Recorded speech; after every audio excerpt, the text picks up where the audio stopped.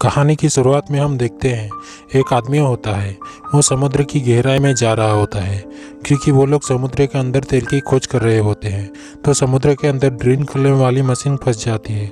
तो वो आदमी वहाँ पर चेक करने के लिए जाता है और वहाँ जाकर चेक कर रहा होता है तो एक जोर का झटका लगता है जिससे वहाँ पर छोटे आकार के समुद्री जीव निकल आते हैं और वो उसको पकड़ने की कोशिश करता है। तब फिर से एक जोर का झटका लगता है और बहुत सारे समुद्री जीव उन पर अटैक कर देते हैं। उसके बाद सीन चेंज होता है 2011 में। तो हम देखते हैं कि सेक्टर 7 में कुछ लोग तेल की खोज करने के लिए ड्रिल कर रहे होते हैं, पर ड्रिल पाइप कंट्रोल के बाहर जा रहे होते हैं। तो वो लोग उसे ठीक कर रहे होते हैं और वो लड़की प्रेशर कंट्रोल करने के लिए जाती है जिसका नाम हेजुन होता है। सभी लोग मिलकर उस ड्रिल पाइप को कंट्रोल कर लेते हैं, पर बहुत कोशिश करने के बाद भी वहाँ पर तेल उसको नहीं मिल पाता है। उसके बाद जोंगयुन योनबो को पनिश कर रहा होता है। तभी वहाँ पर उस ड्रिल पाइप में से पानी निकल रहा होता है और उसमें से वो समुद्री जीव निकलता है।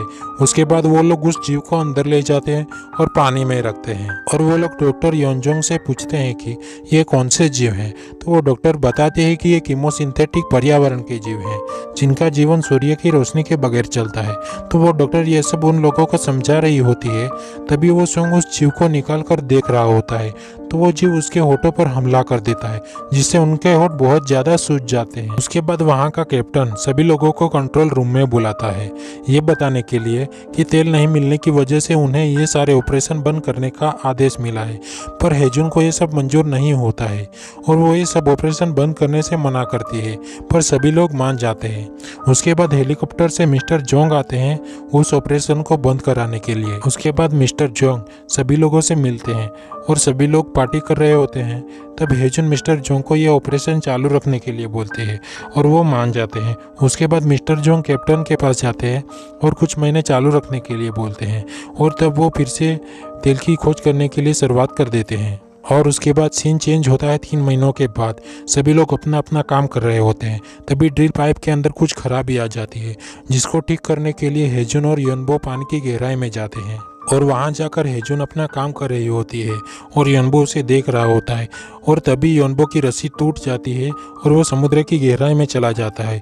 ये देखकर हेजुन उसकी मदद करने की कोशिश करती है, पर उसे शॉक लगने की वजह से वो बेहोश हो जाती है। उसके बाद वो लोग उसे ऊपर खींच लेते हैं। उसके बाद सुंग शराब पीकर डॉक्टर योंगचोंग के पास जाता है प्यार का इजहार करने के लिए, पर डॉक्टर योंगचोंग उसे नफरत करती है। ये सब वो दोनों देख रहे होते हैं। उसके बाद हेजुन योनबो की फोटो देख रही होती है। तभी ऊपर से डॉक्टर योंगचोंग की लाश पड़ती है। उसके बाद डॉक्टर जेंग उसकी लाश को चेक कर रहे होते हैं तो वो आत्महत्या का कारण बताते हैं, पर उसके बाद डॉक्टर जेंग को कुछ गड़बड़ लगती है और उसके चेहरे पर से उन्हें सीमन मिलता है, पर उसको ये पता नहीं चलता है कि ये किसका है। पर जोंगयुन और सांगो को लगता है कि ये सब उस सुंग ने किया हुआ है, तो वो दोनों उस सुंग को पकड़ने के लिए उसके पीछे भागते हैं। उसके बाद डॉक्टर उस सीमन को चेक कर रहा होता है तो उसे पता चलता है कि ये कुछ और ही है क्योंकि उस सीमन की कोशिकाएं कुछ अजीब थी। और तभी वहाँ पर वो दोनों उस सुंग को पकड़कर ले आते हैं। लेकिन तब डॉक्टर बताता है कि डीएनए टेस्ट से पता चल जाएगा कि रेपिस्ट ये है या कोई और। उसके बाद हेजुन अंदर कुछ चेक करने के लिए जा रही होती है। तभी वहाँ पर कैप्टन आता है और कहता है कि डॉक्टर जेंग मारे गई।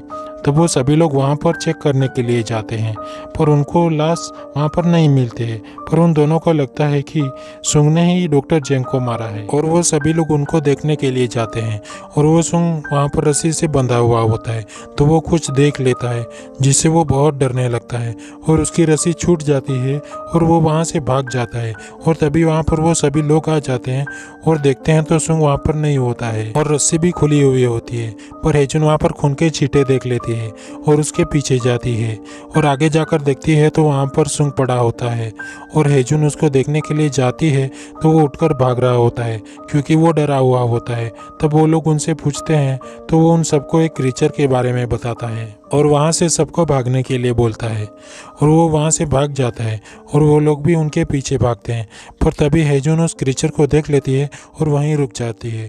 उसके बाद सुंग के सामने वो क्रीचर आ जाता है और उसे मार देता है और हेजुन उन सभी लोगों के पास जाती है और बताती है कि उन सभी लोगों को उस क्रीचर ने ही मारा है और उसे मैंने अपनी आंखों से देखा है।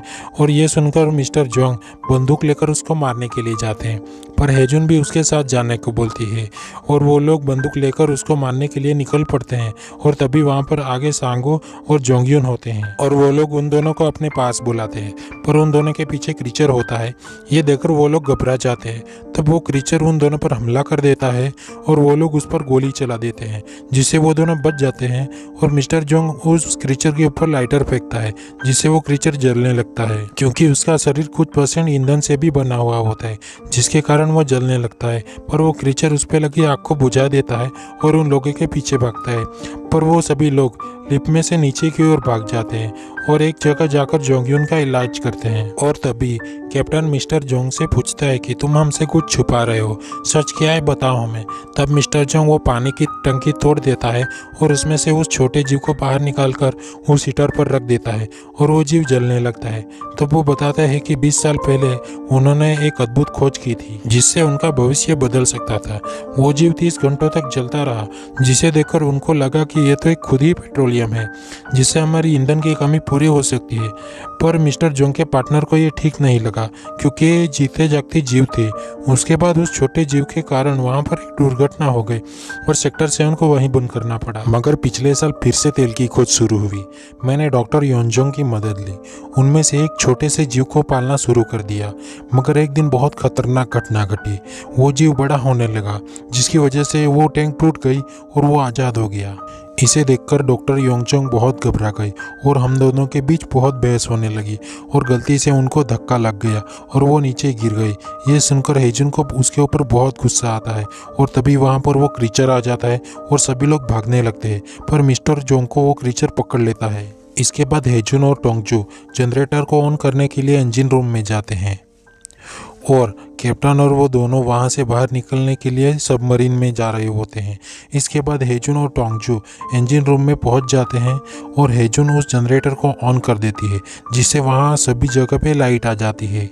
और इसके बाद वो 3 लोग वहाँ से गुजर रहे होते हैं। तभी वहाँ पर उन लोगों के नीचे वो क्रीचर आ जाता है और ऊपर आने की कोशिश करता है, पर वो 3 लोग उस जाले को दबा कर रखते हैं, पर फिर भी वो क्रीचर ऊपर आ जाता है। पर किसी तरह से वो 3 लोग वहाँ से बचकर भागने लगते हैं और वो क्रीचर भी उन लोगों के पीछे पीछे आ रहा होता है। ऐसे में जोंगयुन वहाँ पर गिर जाता है क्योंकि वो जख्मी था और वो क्रीचर उसे मारने ही वाला होता है, पर सांगो उसे बचा लेता है और उसे लेकर भागने लगता है। तभी वो कैप्टन दरवाज़ा बंद कर देता है और वो क्रीचर जोंगयुन को पकड़ लेता है, पर सांगो उसको पकड़ के रखता है, पर फिर भी वो क्रीचर जोंगयुन को खींच लेता है। इसके बाद वो क्रीचर वापस आता है और सांगो को भी मार देता है। और इसके बाद हेजुन और टोंगजू दोनों वहाँ सबमरीन के पास जा रहे होते हैं, पर वो कैप्टन सबमरीन को लेकर निकल चुका होता है और वो आगे बढ़ रहा होता है। तभी वहाँ पर वो क्रीचर आ जाता है और सबमरीन का शीशा तोड़ देता है और पानी अंदर चला जाता है, जिससे कैप्टन की मौत हो जाती है। इसके बाद मिस्टर जोंग हॉर्न का बटन दबा देता है और उस क्रीचर से लड़ने के लिए खुली जगह पे जाकर खड़ा हो जाता है। तभी वहाँ पर वो क्रीचर आ जाता है और मिस्टर जोंग उसको फायर गन से जलाने लगता है, पर वो जलने के बाद फिर से बुझ जाता है। पर मिस्टर जोंग एक लोहे का डंडा उसके मुंह में घुसा देता है, जिससे वो पेट्रोलियम लिक्विड निकलने लगता है और मिस्टर जोंग अपनी जेब से लाइटर निकालता है और उसे जला देता है। और तभी वहाँ पर हेजुन और टोंगजू आते हैं, वो ये सब देख रहे होते हैं। तभी वो क्रीचर हेजुन पर हमला करने वाला होता है, पर टोंगजू उसको बचा लेता है, पर वो क्रीचर टोंगजू को ही अपने साथ पकड़कर ले जाता है। वो क्रीचर पानी में कूद जाता है, पर हेजुन वहाँ जाकर देखते हैं तो टोंगजू उस रस्सी से लटका हुआ होता है और वो उसको ऊपर खींचने के लिए बोलता है और हेजुन बाइक के सहारे उसको ऊपर खींच लेती है और टोंगजू ऊपर आ जाता है, पर उसके पीछे वो क्रीचर भी आ रहा होता है। वो क्रीचर अब जल चुका होता है, पर तब टोंगजू क्रीचर के दांतों को पकड़ के रखा हुआ होता है और हेजुन को वहाँ से भागने के लिए बोल रहा होता है। तब वो क्रीचर टोंगजू को लेकर पानी में चला जाता है और उसे मार देता है। इसके बाद हेजुन कंट्रोल रूम में छुपी हुई होती है। तब वहीं बाहर क्रीचर होता है, पर उसे जाते देख हेजुन बाहर निकलती है। तभी ऊपर से वो क्रीचर आता है, पर हेजुन वहाँ से भाग जाती है और ड्रिल मशीन के पास खड़ी होती है। और तब उसके पास वो क्रीचर आता है और उस पर जैसे ही हमला करता है, हेजुन ड्रिल मशीन का बटन दबा देती है और क्रीचर को ड्रिल के नीचे दबा देती है, पर फिर भी क्रीचर उस पर हमला करता है। पर हेजुन ड्रिलिंग बटन दबा देती है, जिससे वो क्रीचर कट जाता है और मर जाता है। इसके बाद वहाँ पर सब कुछ तबाह होने लगता है। तब हेजुन बाइक के सहारे पानी में कूद जाती है और बच जाती है और मूवी की एंडिंग यही हो जाती है।